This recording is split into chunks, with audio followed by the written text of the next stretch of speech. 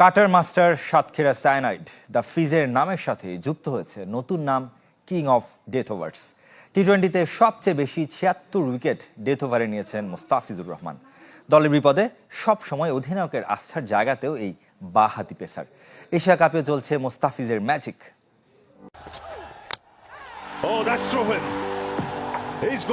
খুব কম কথা বলেন, মাঠেও কারো সাথে আলাপ করতে দেখা যায় না।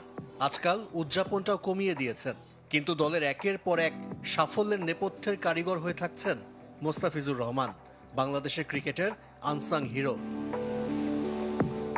কাটার মাস্টার সাতক্ষীরা সায়ানাইডের পর আরও একটি পদবি যুক্ত হয়েছে মোস্তাফিজের সাথে, কিং অব ডেথ ওভার্স।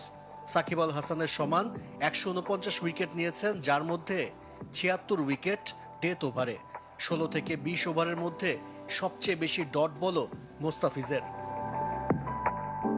শ্রীলঙ্কার বিপক্ষে শেষ ম্যাচে প্রথম ওভারে মাত্র ৩ রান, পরের ওভারে কুশাল পেরেরাকে বিদায় করে জুটি ভেঙেছেন।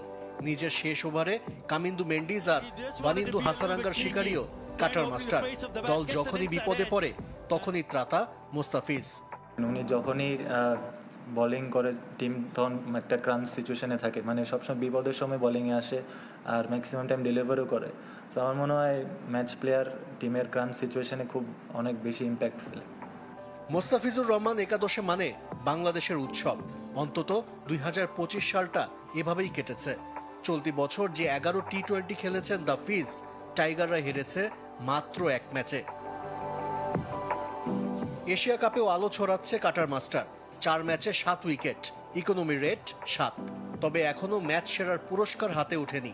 তাতে কি, নীরবেই যে দলের জয়ে অবদান রেখে চলেছেন মোস্তাফিজুর রহমান। মুস্তাফিজুর রহমানের প্রশংসায় পঞ্চমুখ দাসুন সানাকা এমনও বললেন, ফিজের কাছে পরাস্ত হওয়ায় লজ্জার কিছু নেই।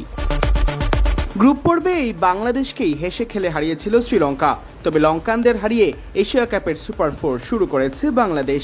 মুদ্রার উল্টো পিঠ দেখার ক্ষণে মেজাজ হারাতে পারতেন লঙ্কানরা। বিশেষ করে বাংলাদেশের কাছে হার তো একেবারেই অনুমিত ছিল না তাদের কাছে। তবে জেন্টলম্যানস গেমের অ্যাম্বাসেডররা স্পোর্টিং পন্থায় মেনে নিলেন পরাজয়। হাসি মুখে সানাকা জানালেন কোথায় ম্যাচটায় পিছিয়ে গেলেন তারা। আমরা মোমেন্টাম পেয়েছিলাম, তবে জারি তাসালঙ্কা আউট হওয়ার পর মোমেন্টাম হারিয়ে ফেলি। বিশেষ করে ফিজ ও তাসকিন শেষ ওভারগুলোতে অনেক ভালো বল করেছে। আমরা ১৮০ রান আশা করছিলাম, তবে একটু কম হয়ে গেছে রান। এখানে আমি অনেক ম্যাচ খেলেছি, উইকেট ব্যাটিংয়ের জন্য ভালোই ছিল। তাসকিন আর মুস্তাফিজ শেষ দিকে গেম চেঞ্জিং বোলিং করেছেন, তা স্বীকার করেছেন টাইগার ক্যাপ্টেন লিটন দাসও। তবে আসল কৃতিত্ব মাত্র ২০ রান খরচ করে ৩ উইকেট নেওয়া মুস্তাফিজের। সানাকাও জানালেন, এমন একজন বোলার যখন এত ভালো বল করেন, প্রতিপক্ষ হিসেবে লজ্জার কিছু দেখেন না তারা।